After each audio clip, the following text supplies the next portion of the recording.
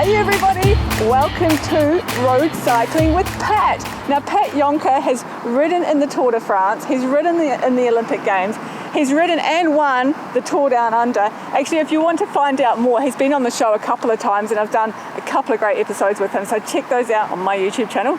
But Pat, welcome to the show. Thanks Serafina, it's great to be back on the show, and we've missed you for a few months, so yeah, welcome back to Adelaide and it's great to be here.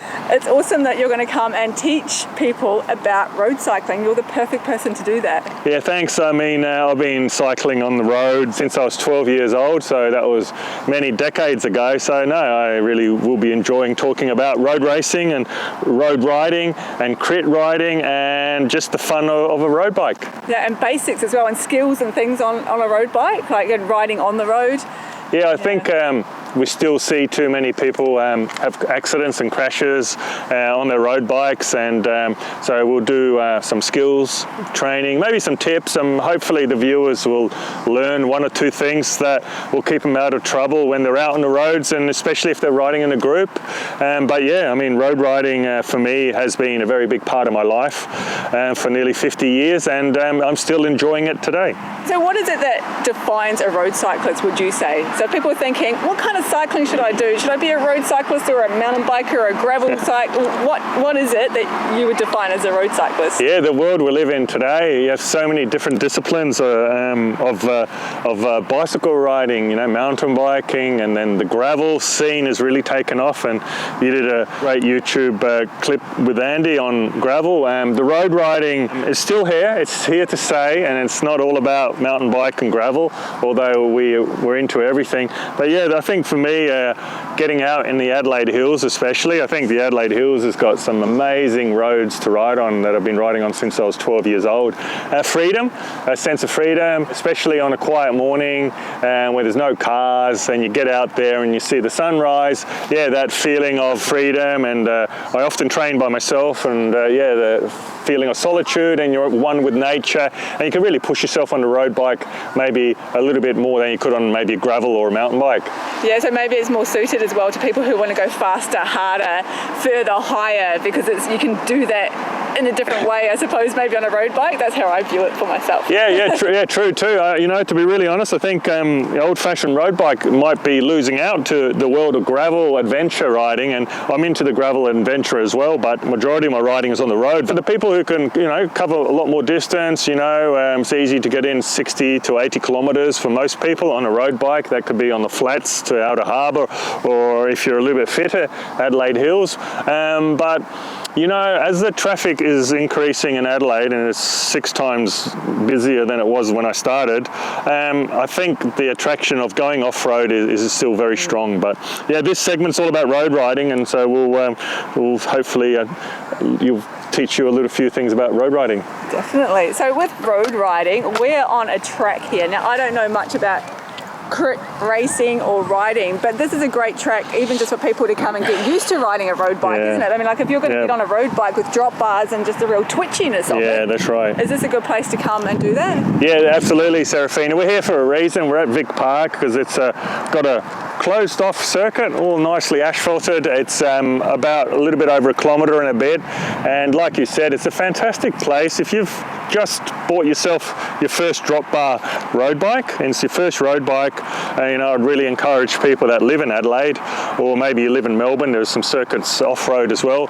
Stay away from the traffic, stay away from the cars. It is just getting very busy out there. This track's perfect to learn the basics, cornering, changing gears, braking. What would be the very first most important tip for road riding? I think, you know, you just bought your bike from one of the Adelaide shops, and braking, how powerful the brakes are compared to any other bike. On a road bike, we have about 80 mils of braking power, so these brakes are very, very powerful. So the big thing, get used to how powerful they brake, and learn not to brake suddenly, especially if you plan on riding in groups. I see a lot of people often make a mistake of slamming on the brakes, and that's when crashes happen. So with braking then, how do you brake?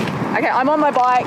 Yeah, do I use the left brake or the right brake? Do I use the front or the back? Yeah. Or and I hear these people talking about feathering me. Feathering brakes, yeah, absolutely. Never slam on a brake. It's always modulating the brake. So you're gently pumping the brake, making the braking action before you hit the corner. So before you get to a corner and you want to reduce your speed, it needs to be done before you hit the corner. So the feathering, what you're saying is the modulating. So you're pumping the brake like so. You're just making that, but very gently. It's very gently, one finger needed. You never need to be slamming on your brakes. And if you're in a situation where you're slamming on your brakes, you've made a terrible mistake of not looking ahead of where you're going. I have to tell you a story quickly. I did that riding along. There's like trees, shadows, can't see. Think it's a rope or a stick on the road. It's a snake. I slam on my brake and it was my front brake. My back wheel came right up. And I don't know how I didn't go all the way over. The snake looked at me, I looked at the snake, it went that way, and I'm like, let me get a photo. But yeah, that was, slam on the brake. Yeah, you can slam on the brake for snakes. If there's a snake, you can't slam on the brakes. I think the rules of engagement are 75% of the braking power is at the front. So the front brake is 75 to 80% of your braking power. Your rear brake is something that's not as powerful as the front. That's why the front rotor is larger than the rear rotor. So the front is where it's at. But obviously, if you're slamming on your front brake, you're going to go over the bars. And obviously, when you're coming into a corner, you need to not ever be touching your front brake going into a corner. The pros pretty much use both brakes, but if you really need to come to a nice safe place like this and practice, and it's really about getting used to how powerful they are.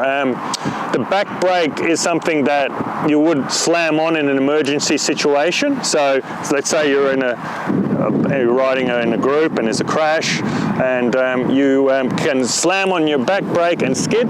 That's always a much better option than the front brake, and the dental bill will be quite massive, and dental cover is very expensive, so you never slam on the front brake or it's going to be an expensive experience. So the rear brake is really is more for emergency situations. Majority of our braking is front, so our front brakes wear out a lot more than our rear. Yeah, so mostly 70% use the front brake, but don't use it for slamming on the brake. Never. So use the back or both of them together, just put both of them. If you've all of a sudden somebody's fallen or there's an obstacle in front of you, you've got to be concentrating on your rear brake and then the front brake a little bit less. But if you're in a panic situation, it's not really something you can train for. It comes out of experience, but reduce your speed when you're going down the hill. So I think if you're really new to the sport, just reduce your speed and go down the hills at a much slower pace, and then you will, in time, learn what the bike's ability and what you can and can't do. Awesome, that is perfect. That is such a good introduction to road cycling with Pat. So next up, we're going to be talking about Gary. So stay tuned and we'll see you in the next segment. Thanks, Pat. Thanks, Serafina.